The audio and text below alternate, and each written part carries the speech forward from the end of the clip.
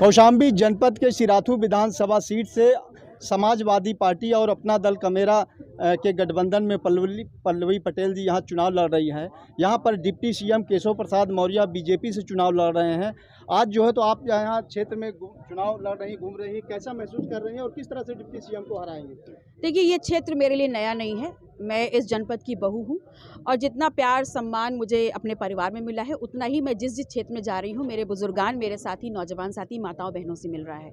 और मुझे ऐसा लगता है कि उनकी उम्मीदों को कुचलने का काम किया गया है। सबसे बड़ी हमारी रणनीति सिर्फ इतनी होगी कि इस बार बात मुद्दों की होगी, नियत की नहीं होगी।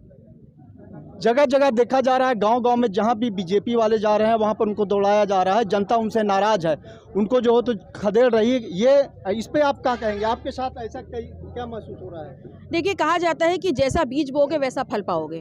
तो उन्होंने पिछले 5 सालों में इस प्रदेश की जनता, इस देश की जनता के साथ जो किया है, कहीं ना कहीं अब जनता का जब ताकत आई है, जनता का वक्त आया है, तो जनता पलटवार करना चाहती है और बताना चाहती है कि अगर हमारे अंदर ताकत है कि हम आपको फर्श से उठा के अर्श पे बैठा सकते हैं, तो जिस दिन हमको छलने का काम करेंगे, आपको तख्त से गिराकर ज़मीन पे पटकने का भी काम करते हैं। बीजेपी वाले कहते हैं कि हम 300 पार चुनाव 300 पार होंगे, सीटें जीतेंगे। तो कहीं ऐसा तो नहीं कि वो ईवीएम के दम पे भरोसे पे कर रहे हैं या जनता उनको वास्तव में जिताएगी? आपका क्या कहना है? देखिए, वो शायद ईवीएम या प्रशासन या सत्ता या चुनाव आयोग के दम पे बोल रहे हैं 300 पार, और हम ये मान के चलते हैं कि सबसे बड़ा अगर कोई है तो वो जनता जनार्दन है। ये लोकतांत्रिक देश है और ऐसे में जनता के जो रवैया है उसे विश्वास करते हुए हम ये दावा करते हैं, हमारा नेतृत्व ये दावा करता है 400 पार।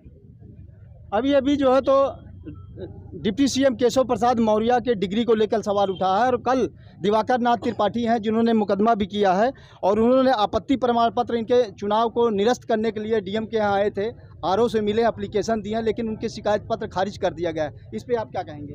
देखिए, इस वक्त क्योंकि यहाँ पर ये बात सत्य है कि डिप्टी सीएम चुनाव लड़ रहे हैं और ऐसे में पूरा जो प्रशासन है, पुलिस प्रशासन, सत्ता, सब लोग जो हैं, जितने अधिकारी वर्ग हैं, कहीं ना कहीं उनके ऊपर दबाव है और वो उनके अनुसार काम कर रहे हैं। मुझे इस बात की जानकारी जरूर हुई थी कि त्रिपाठी जी ने एक अपील डाली है वहाँ पर उनके पर्चे को खारिज करने के लिए, तो उनकी अपील को निरस्त करा गया है। तो दबाव है और ऐसे में पूरा प्रशासन उनके पक्ष में काम कर रहा है।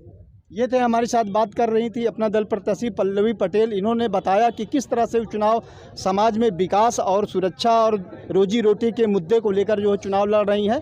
अमरनाथ झा, हिंदी खबर, कौशाम्बी। गौर से आपने देखी है, समझी है और झेली है, और परिस्थितियां इस कदर नाजुक हैं कि उत्तर प्रदेश के मुख्यमंत्री को भी अपने लिए जगह ढूंढनी पड़ रही है। ये इतनी वर्तमान परिस्थितियां हैं कि ऐसे में किसान परेशान, मजदूर परेशान, वकील परेशान, छात्र परेशान, महिला परेशान, अधिवक्ता परेशान, अगर शॉर्ट में कह दे तो हर परेशान आत्मा यहाँ निवास कर रही है। और इसके लिए अगर कोई जिम्मेदार है तो जिम्मेदार है इस प्रदेश की सरकार। वक्त को समझना समझदारी, लेकिन वक्त पर समझना अपनी जिम्मेदारी कहलाती है। और ये सही वक्त आ गया है कि बाबा भीमराव अंबेडकर ने जो ताकत संविधान के माध्यम से हमको दी है, वोट की ताकत, उस ताकत का सबसे बड़ा इस्तेमाल करके विधानसभा चुनाव 2022 में हमारी आवाज को बुलंद करने वाले, सामाजिक न्याय की बात करने वाले, नौजवानों के रोजगार के लिए विजन रखने वाले, बच्चों की पढ़ाई के लिए बात करने वाले, महिला सुरक्षा के लिए बात करने वाले हमारा नेतृत्व कर रहे हैं, जिनके ऊपर माता जी का हाथ है, राजमाता कृष्णा पटेल जी का। ऐसे अपने बड़े भाई को विधानसभा 2022 के चुनाव के बाद भारी से भारी बहुमत, भारी से भारी जीत दिला करके मुख्यमंत्री की कुर्सी पर बैठाना है।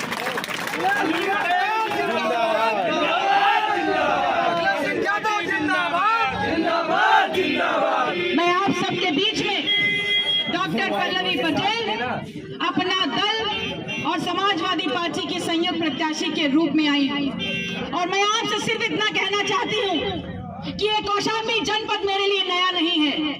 मैं इस जनपद की बहू हूँ और कहा जाता है कि जब घर का बेटा निकम्मा हो जाए तो उस घर की बहू बेटी को दहलीज से निकल करके उस परिवार को संभालना होता है।